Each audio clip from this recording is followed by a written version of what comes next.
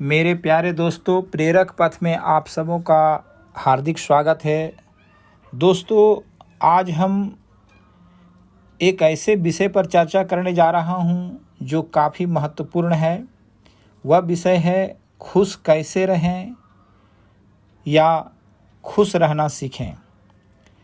मानव जीवन के शुरू से अंत तक साथ साथ रहने वाली वह चीज़ है चिंता।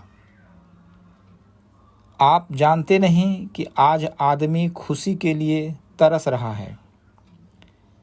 खुशी ढूंढने के लिए लोग सिनेमा घरों में, क्लबों में, रेस्टोरेंट, कब्रे डांस सब जगह जाता है, पर कहीं खुशी नहीं मिलती है। चिंता मानव की प्रतिभा को दबा देती है और विकास में बाधा डालती है। चिंता सुख को उसी प्रकार खा जाती है जिस प्रकार दीमक लकड़ी को। हमारा खराब मन या चिंता का कारण जो भी हो, हमारी मनोदशा को बिगाड़ देता है। अतः हमारी मनोदशा को ठीक करके हम खुश हो सकते हैं।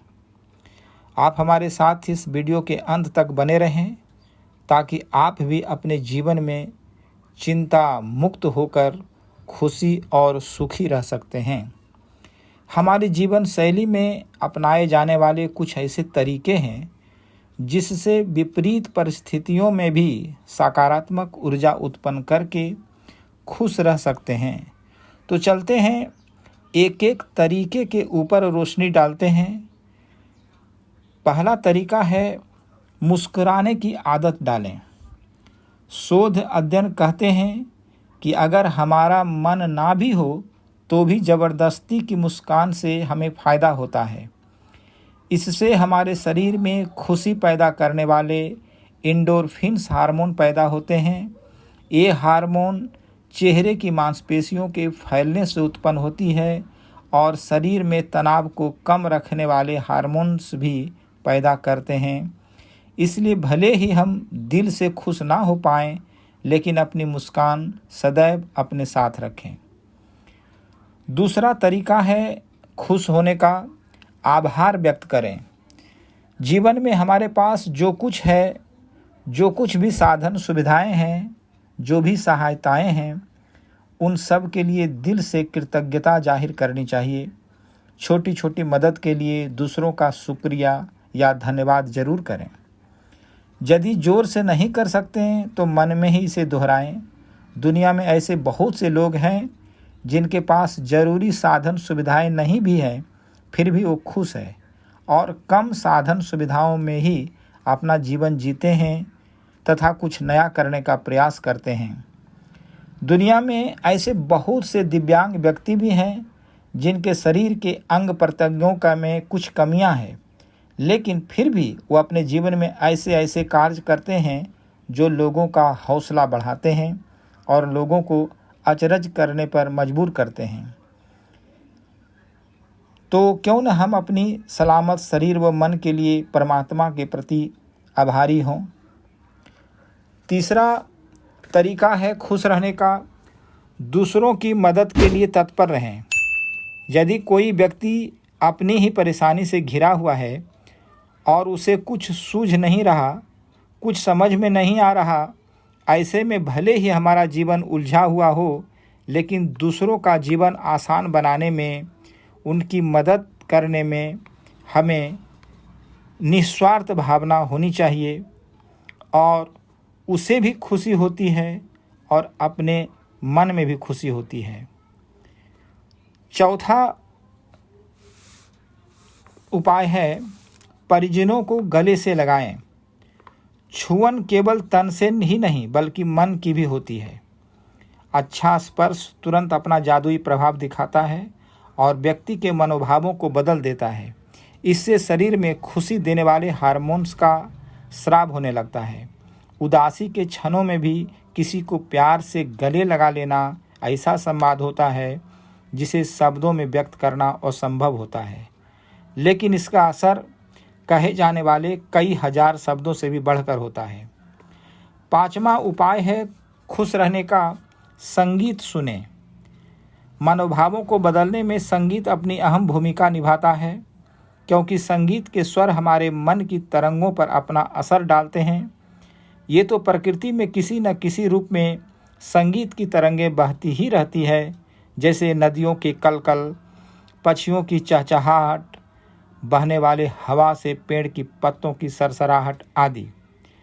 संगीत के इन स्वरों का भले ही कोई अर्थ हमें समझ में ना आए, लेकिन स्वरों के कारण वातावरण में जो हलचल होती है उससे हमारे मन में भी हलचल होती है और इन्हें निहार कर हमारी मनोदशा बदलने लगती है। इसके साथ ही गीत संगीत का सुंदर स्वर भी हमारे मन पर सकारात्मक असर डालता है। गीत संगीत का आनंद लेते समय इस बात का ध्यान रखें कि इस दौरान उदासी वाले गीत ना सुनें, बल्कि मन को खुश करने वाले गीत सुनें। एक शोध अध्ययन के अनुसार सुमधुर संगीत कुछ ही समय में व्यक्ति के मन को तरोताज़ा कर देता है और उसके अंदर जोश भी भर देता है। खुश रहने के छठा तरीका है प्रकृति के सानिध्य में समय बिताएं। यदि मनोदशा खराब है तो व्यक्ति को अपने स्थान से उठ जाना चाहिए और प्रकृति के सानिध्य में स्वयं को ले जाना चाहिए, जैसे किसी पेड़ के नीचे बैठना, बहती हुई नदी के समीप बैठना, खुली हवा में बैठना, उड़ते हुए पक्षियों को देखना, आकाश में उड़ते हुए बादलों को देखना, आकाश में बादलों के कारण बनने वाली आकृतियों को निहारना, आसपास रहने वाले बच्चों के खेलते हुए देखना, उनके क्रियाकलापों को देखना आदि। जब व्यक्ति प्रकृति के सानिध्य में कुछ गतिविधियां करता है तो प्रकृति भी उसे नई ऊर्जा से अप्लावित करती है और उसके मनोभावों को तेजी से बदलती है। और अंत में जो तरीका है खुश रहने का वह है मन में अच्छी बातें दोहराना। यदि मनोदशा खराब है तो मन में अच्छी बातें नहीं आती है, लेकिन इस दौरान भी स्वयं से अच्छी बातें कहना, अच्छी पुस्तकें पढ़ना, मन को सकारात्मक विचार देने वाले सद्वाक्य दोहराना आदि व्यक्ति के तनाव को कम करते हैं और उसके आत्मविश्वास को बढ़ाते हैं। इसलिए मन खराब होने पर या सामान्य मनोभाव की अवस्था में भी स्वयं से हम यह भी कहें कि हम अपने हर कार्य को कर सकते हैं। हमारे अंदर अपार साहस है, हमें सदैव आगे बढ़ना है, चुनौतियों को स्वीकारना है। परमेश्वर सदैव हमारे साथ हैं और हमारे सहयोगी हैं। हमारे साथ जो भी परिस्थितियां हैं हमारे विकास के लिए सर्वोत्तम है और हमें उत्साह के साथ इन परिस्थितियों से होकर गुजरना है आदि। इस तरह पूरे विश्वास के साथ स्वयं से कहे जाने वाले सकारात्मक विचार हमारे मन पर मंत्र की तरह अपना जादुई असर दिखाते हैं और हमारे मनोभावों को बेहतर बनाते हैं। दोस्तों, यह वीडियो कैसी लगी कमेंट बॉक्स में कमेंट ज़रूर करें, अपने दोस्तों के बीच शेयर करें। यदि आप प्रेरक पथ में पहली बार सुन रहे हैं तो सब्सक्राइब करना ना भूलें और बगल के बेल आइकन को भी थोड़ा दबा दें ताकि इस प्रकार की वीडियो की नोटिफिकेशन आपको मिलती रहे। मिलते हैं दूसरे वीडियो में। धन्यवाद।